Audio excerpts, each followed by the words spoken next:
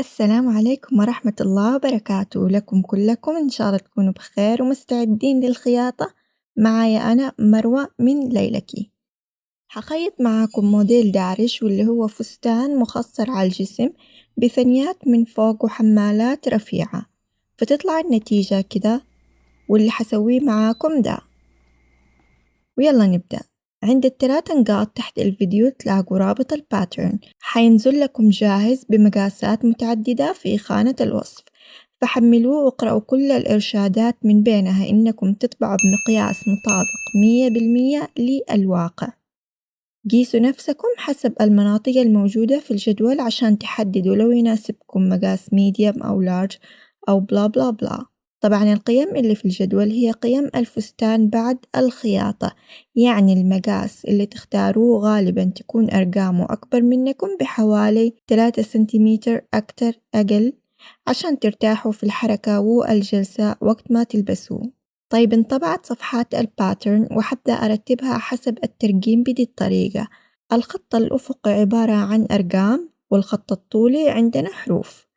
نرتب الأوراق بنفس التخطيط الموجود في الملف. نركب ونلصق بالشطرطان، ويفضل تحطوا أثقال عشان تثبت الورق وقت التلصيق. نشيك على مقاساتنا. أنا بسويته لأختي وهي عندها الصدر والوسط يناسبهم سمول بس أردافها ميديم، فاللي حسويه إني أجيب قلم التحديد وأحدد على خط المقاس اللي أبغاه، عشان بعدين حقص عليه بدون ما أتلخبط مع باقي المقاسات. أروح عند الخصر سمول والصدر سمول وكل اللي فوق نفس الشي، وقلنا الأرداف ميديم، فبعده أطلع أميل بخط ناعم إلين ما أتقابل مع السمول حق الخصر. طبعا حددت لكم أماكن الأرداف والخصر في الباترن. نكمل تحديد على القطعة الباقية بنفس الطريقة، بعد نقص على نفس التحديد. بالنسبة للقماش حستخدم ساتان، ويفضل إنه يكون متوسط السمك لخفيف عشان ما يهلكنا في الحبال الرفيعة اللي كأنها سباجيتي. نفرد القماش ونطابق الجانبين بشكل قطري مايل فيطلع كمثلث. مرة تانية أفرد القماش بحيث إنه قبالي ظهر القماش الخلفي باطنه الطول يتقاطع مع العرض، بعدين أنسق عليه الباترن بحيث يتطابق تماماً على القماش بدون طعجات، وأثبته بأثقال أو دبوس عشان وقت القص أتحرك بسلاسة بدون ما أغير مكان الورق أو أمط القماش وتتلخبط القيم عندي. أرجع أفتح القماش الأمامي وأتأكد من القص وتطابق الأطراف، ولو في أي زوايد أتخلص منها بالمقص. بالنسبة للسجاف أحط الباترن بزاوية مايلة عن اتجاه النسيج نفس قبل، وأثبت الورق على القماش. أقص قطعتين منفصلتين الوجه على الوجه وأتأكد من إنهم متطابقين، طبعا نفس الطريقة للقطعة الخلفية. وبعد ما أخلص أشيل الدبابيس أو أي ثقل كنت حاطته. أخيراً الحمالات أقصها بشكل طولي مع اتجاه النسيج، لاحظوا إنه طولي وليس قطري مايل. كمان لاحظوا إن الباترن اللي قاعدة أشتغل عليه هو نسخة تجريبية، فلا تدققوا على اللي فيه لأني أضفت وعدلت مقارنة بالنسخة اللي لكم. وللي حابين يقصوا القماش بالقاطع الدوار زي ده بدل المقص، لا ينسوا يستخدموا الحصيرة الخاصة. نكمل لخياطة الحمالات. أول شيء أطبق القماش من النص وأثبت عليه بالدبابيس بحيث إني شايفة ظهر القماش. حاولوا ما تحطوا الدبوس في نفس اتجاه النسيج عشان لا يعدم خيوط القماش. أكمل للآخر إلين الطرف المايل زي المثلث، وفي الخياطة تكون الدواسة في وسط الحبل بالتمام.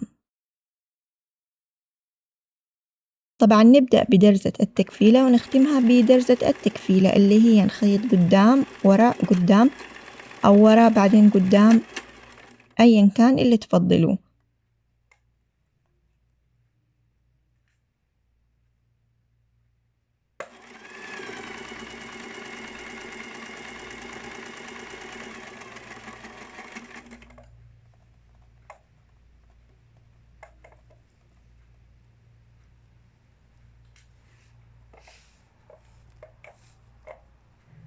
بعد ما نخلص نقلب الحبال أو الحمالات على مهلنا ونتسلى عبال بقرآن، بودكاست، كتاب صوتي، أي حاجة نرخي بها المود اللي حيصاحبنا بسبب المجهود.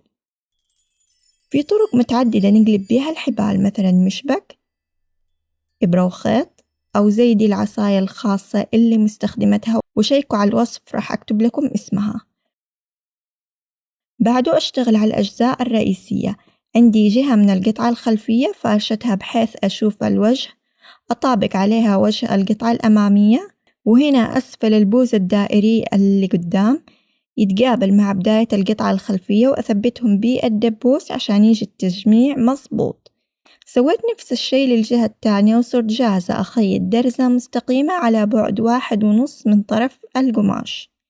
انتباه، لازم تحافظوا على المسافة المحددة لكم عند الخياطة، فحاولوا تلتزموا بالمسافات قد ما تقدروا، لأن تغييرها راح يغير من قيم أرقام المقاس عندكم. بعد الخياطة تتسرفل الأطراف بغرزة زجزاج أو ماكينة الأوفرلوك أو بأي أداة حابينها.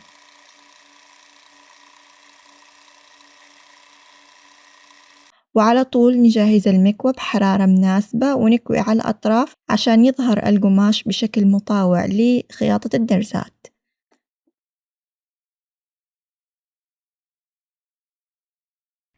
ننتقل للسجاف. أسرفل هنا بأي طريقة، بعدين أخيط الطرف الكيرفي مع الفستان من فوق بمسافة 1.5.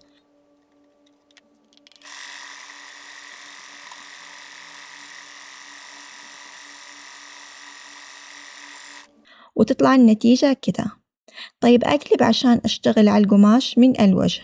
أطبق من فوق عن نفس خط موضع الطي المحدد في الباترن، أخيط على الامتداد إلين النهاية في الظهر، طبعا الجهتين، بس قبله أحط الحبال بين تطبيقة البوز، الجهة المثلثة من الحبل مع ثانية البوز الدائري، وأوصل آخر الحبل للظهر. فهنا قاعدة أثبت بالدبوس على امتداد خط الخياطة على أساس يعطيني نتيجة مرتبة متسقة. أفضل طريقة أشوفها في خياطة دي النوعية من الأقمشة هي إنه بعد ما ينحط القماش على المشط أغرز الإبرة في المكان اللي أبغاه باستخدام العجلة اليدوية، بعدين أثبت بصباعي على الخيط العلوي بحيث ما يرتد، وبس نكمل خياطة عادي. هنا أنا بخيط درزة داخلية من جوا على الحافة، فغيرت الدواسل حق السيستة عشان أشوف بشكل أوضح، لأن الدرزة مرة قريبة من الحافة من جوا.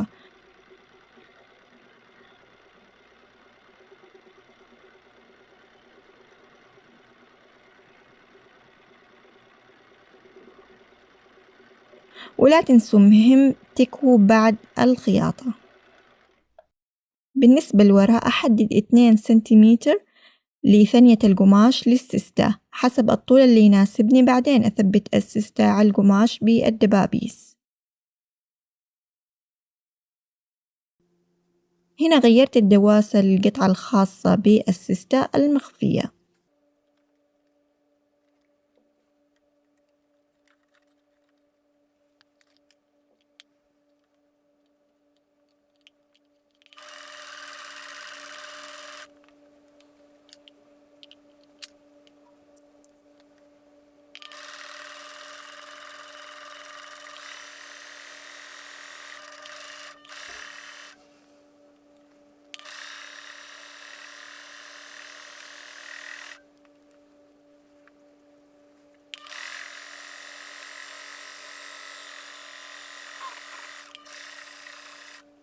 بعده أقفل على الفستان من ورا إلين تحت كمان بمسافة 2 سنتيمتر، وعن نفسي حبقي فتحة صغيرة من ورا ما أخيطها، وانتو لكم الحرية في إنكم تكملوا خياطة للأخير، وبس باقي نكفة اللي تحت. المهم كفينيشنج كويت على نفس الثانية من نهايتها لبدايتها بشريط فازلين وجهين. ويلا على النتيجة. كده نقول الحمد لله على الانتهاء.